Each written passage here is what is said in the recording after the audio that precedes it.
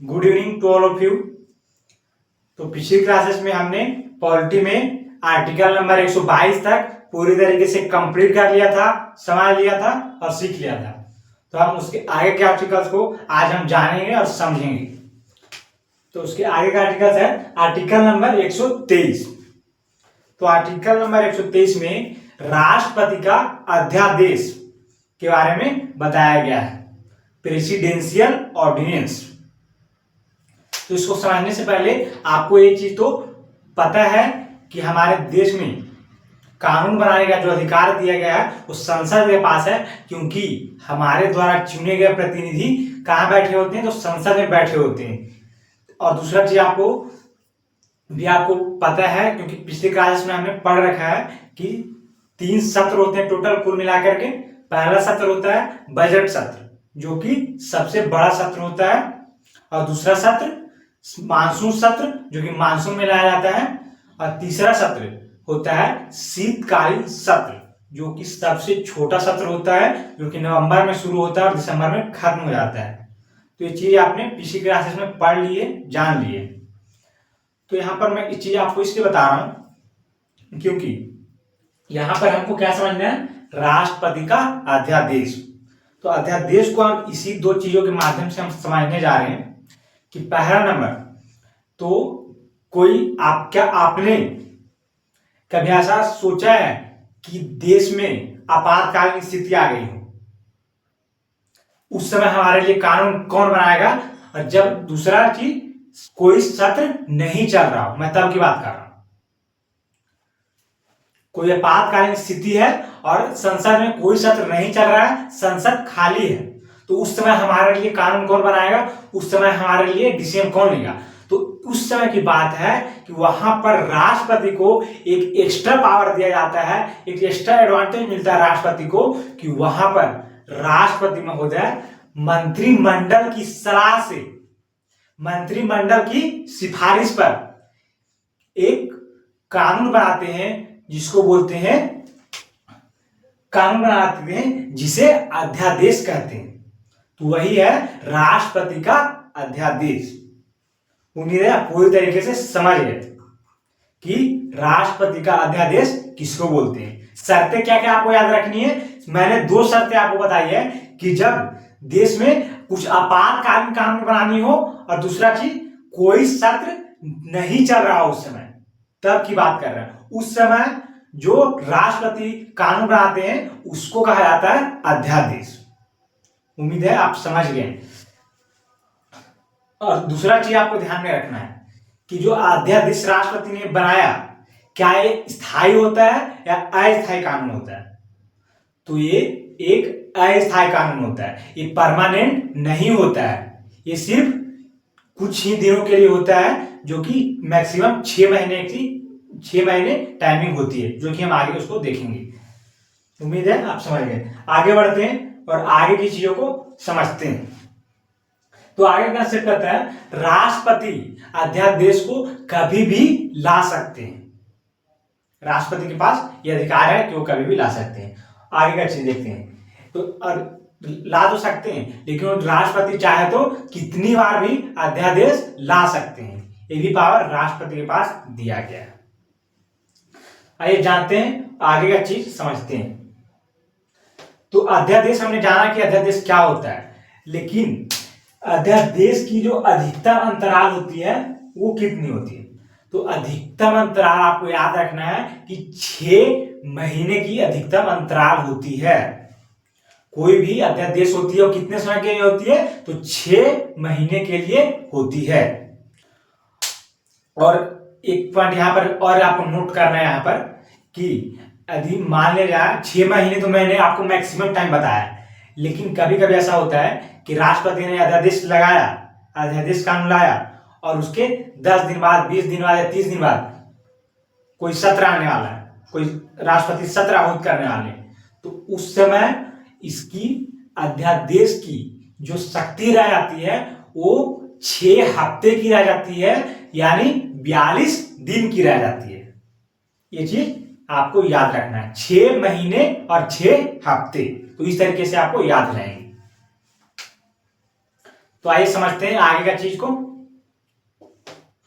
हाँ, एक क्वेश्चन और यहाँ पर सवाल उठ सकता है कि जो मैंने आपको बताया कि जो अध्यादेश राष्ट्रपति लाते हैं, जो कानून बनाते हैं, वो मैंने आपको बताया कि वो अस्थायी होता है, लेकिन यदि आपको उसको स्थायी बनाना है तो कैसे किया जा सकता है, अध्यादेश को स्थायी कानून कैसे बनाया जा सकता है। तो उसके लिए शर्त है कि अध्यादेश को यदि आप स्थायी कानून बनाना चाहते हैं तो उसको संसद में 6 महीने या 6 सप्ताह के भीतर उसको पारित करना होगा, तो वो परमानेंट बन जाएगा, स्थायी कानून बन जाएगा। तब की बात है जब आप स्थायी कानून बनाना चाहते हैं अध्यादेश को। तो उम्मीद है आप चीजों को समझ पा रहे होंगे। तो आइए आगे बढ़ते हैं। आगे आर्टिकल नंबर 213 में राज्यपाल का अध्यादेश के बारे में चर्चा किया गया है।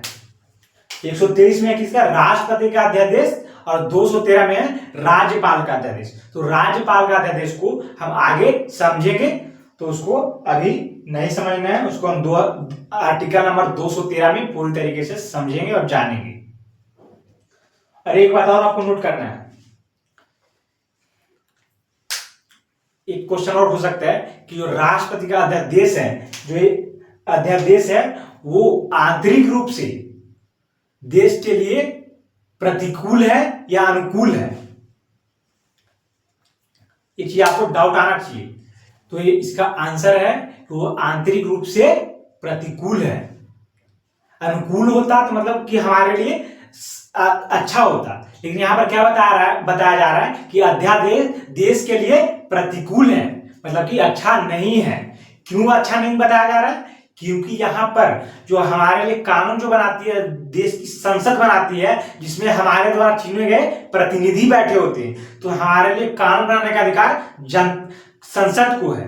तो यहाँ पर कई बार राष्ट्रपति महोदय के पास यहाँ पर अतिरिक्त पावर दे दिया गया है, वो जनता से, जो कि राष्ट्रपति जनता के द्वारा चुने गए नहीं होते हैं, इसलिए यहाँ पर प्रतिकूल बताया गया है अध्यादेश को। तो यही चीज आपको याद रखना है कि ये अध्यादेश आंतरिक रूप से लोकतंत्र के लिए प्रतिकूल है, अनुकूल नहीं है। तो उम्मीद है आप आर्टिकल नंबर 123 को पूरी तरीके से समझ गए, और इसको आप, मैं यहाँ पर साइड में रहता हूं, आप नोट्स जरूर बना लीजिएगा उसको, वीडियो को रोक करके।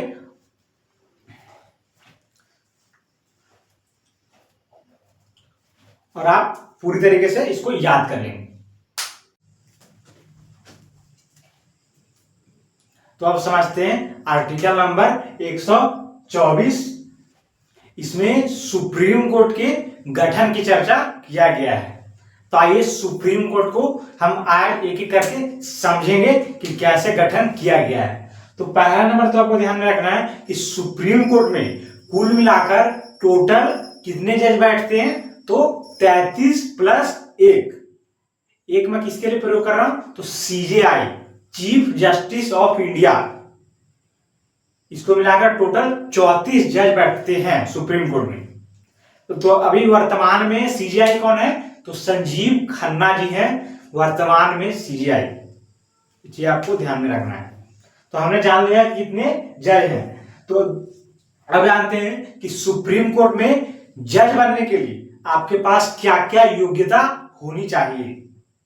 तो पहला नंबर तो योग्यता यह होनी चाहिए कि आपको हाई कोर्ट में 10 साल वकील होना चाहिए, या तो दूसरा नंबर में कहता है कि या तो हाई कोर्ट में 5 साल जज होनी चाहिए आपको, दूसरा शर्त था। और तीसरा नंबर कहता है कि आपको राष्ट्रपति के नजर में कानून का अच्छा जानकार होना चाहिए। तो ये 3 योग्यता होनी चाहिए यदि आपको सुप्रीम कोर्ट में जज बनना है, मैं तब की बात कर रहा हूं। तो यहां पर मैंने 3 चीज बताए, क्या तीनों होना चाहिए या 2 होना चाहिए, सिर्फ 1 होने पर भी चलेगा, ये सवाल आपको मन में आ सकता है। तो इसमें से तीनों में से जो मैंने आपको पहला और दूसरा बताया, या तो सुप्रीम कोर्ट में 10 साल वकील हो या 5 साल जज हो, दोनों में से कोई एक कंडीशन पूरा करे, और तीसरा नंबर तो होना ही चाहिए। राष्ट्रपति की नजर में कानून का अच्छा जानकार होना ही पड़ेगा, तब जाकर के आप सुप्रीम कोर्ट में जज बन सकते हैं। तो ये है योग्यता सुप्रीम कोर्ट में जज बनने की। उम्मीद है आपको समझ में आ गए हैं। आइए आगे बढ़ते हैं। तो ये है आगे है कि सुप्रीम कोर्ट के जजों की नियुक्ति कौन करते हैं? तो इसका जवाब है राष्ट्रपति। सुप्रीम कोर्ट के जज की नियुक्ति राष्ट्रपति करते हैं। तो ये भी हमने समझ लिया। तो आइए जानते हैं आगे। आगे है कि जो सुप्रीम कोर्ट की नियुक्ति कर रहे हैं राष्ट्रपति, वो किसकी सलाह पर करते हैं? तो सीजेआई की सलाह पर करते हैं। CJI, chief justice of India. तो यह है अपना चौथा कंसेप्ट। सीजेआई की सलाह लेते हैं सुप्रीम कोर्ट में जज बनाने से पहले। कौन? तो राष्ट्रपति महोदय। आगे बढ़ते हैं।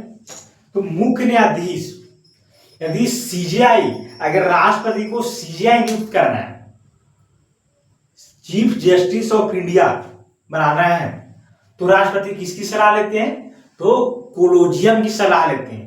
यहां पर आपको कोलोजियम समझ नहीं आया होगा कि कोलोजियम किसको बोलते हैं, तो मैं बताऊंगा आपको कोलोजियम किसको बोलते हैं। कोलोजियम बोला जाता है, यहां पर नोट है कि सुप्रीम कोर्ट के 5 सीनियर जज जो होते हैं उसको कोलोजियम कहा जाता है। तो क्या जो 5 सीनियर जज हैं उसमें सीजेआई आते हैं?